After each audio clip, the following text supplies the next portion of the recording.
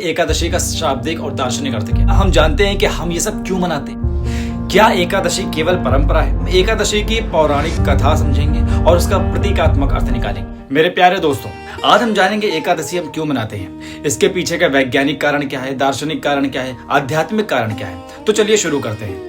हम लोग हर महीने 2 बार एकादशी मनाते हैं। कई लोग इस दिन व्रत रखते हैं, कुछ लोग फलाहार करते हैं और कुछ लोग भगवान के नाम का स्मरण करते हैं। लेकिन एक प्रश्न है, क्या हम जानते हैं कि हम ये सब क्यों मनाते हैं? क्या एकादशी केवल परंपरा है? क्या यह केवल भूखे रहने की परंपरा है, या इसके पीछे कोई गहरा आध्यात्मिक और वैज्ञानिक रहस्य छिपा है? आज हम उसी रहस्य को समझने की कोशिश करेंगे। सबसे पहले हम समझते हैं एकादशी का शाब्दिक और दार्शनिक अर्थ क्या है। एकादशी का मतलब होता है 11। हमारे शरीर में 5 ज्ञानेंद्रियां और 5 कर्मेंद्रियां होती हैं। 5 ज्ञानेंद्रिय कौन सी? आंख, कान, नाक, जीभ और त्वचा। 5 कर्मेंद्रियां कौन सी हैं? हाथ, पैर, वाणी, उत्सर्जन और प्रजनन। और 11वां है हमारा मन। इन 11 को संयमित करना, इसी को कहते हैं एकादशी। अर्थात ये केवल तिथि नहीं है, यह आत्म नियंत्रण का अभ्यास होता है। जब मन और इंद्रियां हमारी संयमित हो जाती हैं, तब भीतर की चेतना जागने लग जाती है। अब हम एकादशी की पौराणिक कथा समझेंगे और उसका प्रतीकात्मक अर्थ निकालेंगे।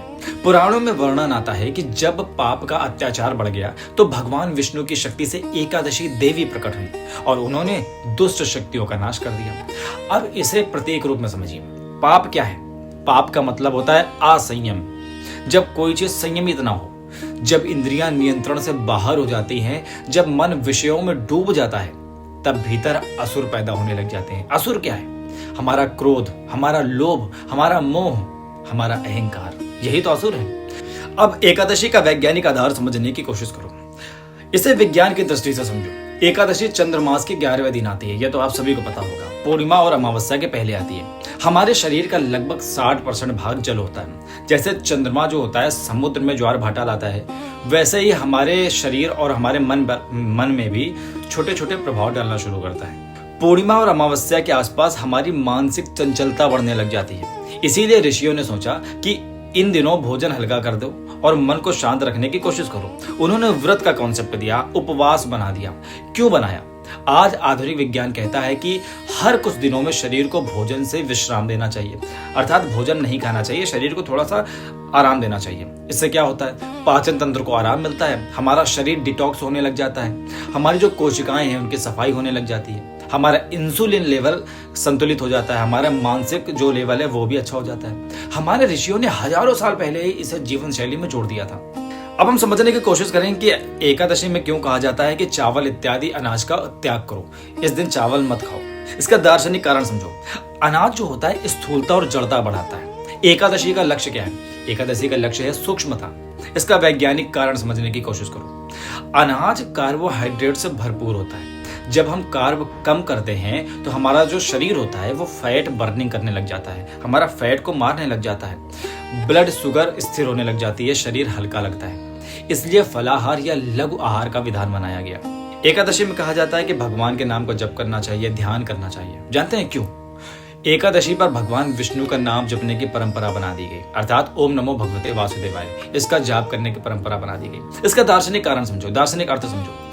नाम जप मन को एक बिंदु पर लाता है, एकाग्र करता है। मन हमारा जितना बिखरा होगा, जीवन उतना अशांत होगा। इसलिए ध्यान का कॉन्सेप्ट बनाया गया, नाम जप का कॉन्सेप्ट बनाया गया। इसका वैज्ञानिक अर्थ समझो। जब हम मंत्र जाप करते हैं तो मंत्र जाप से हमारी जो ब्रेन वेव्स होती हैं अल्फा स्टेट में आती हैं। हालांकि ये बात थोड़ी सी नहीं समझ में आएगी, आप ऐसा समझिए। हमारा तनाव घटने लग जाता है, तनाव हार्मोन घटते हैं, हमारी हृदय गति संतुलित होती है। जब हम ध्यान करते हैं तो उस ध्यान से एकाग्रता बढ़ती है, कंसंट्रेशन बढ़ता है। एकादशी में कहा गया कि उपवास रखो, व्रत रखो। उपवास का अर्थ क्या है? उपवास यानी उप का अर्थ होता है निकट, वास का अर्थ होता है रहना, अर्थात भगवान के निकट रहना। आप जिसको भी मानते हो उनके निकट रहना। यदि कोई केवल भूखा है और मन से क्रोध में है, आप भूखे तो हो, व्रत में हो, लेकिन चिड़चिड़ा रहे हो, तो वो उपवास नहीं है। सच्चा उपवास क्या है? बुरे विचारों का त्याग कर देना, क्रोध नहीं करना, कटुवाणी का त्याग कर देना, किसी को बुरा नहीं कहना, डिजिटल व्यसन का भी त्याग करना, अर्थात किसी भी मोबाइल या किसी भी गैजेट का लत कम से कम एक दिन तो छोड़ ही देना। यह है सच्चा उपवास। एक दिन का संयम धीरे धीरे जीवन का अनुशासन बनने लग जाता है। आप एक दिन का संयम करिए तो एकादशी में कहा गया कि दान और सेवा कीजिए। ऐसा क्यों? एकादशी पर दान का विशेष महत्व बता दिया गया। इसका दार्शनिक भाव समझो।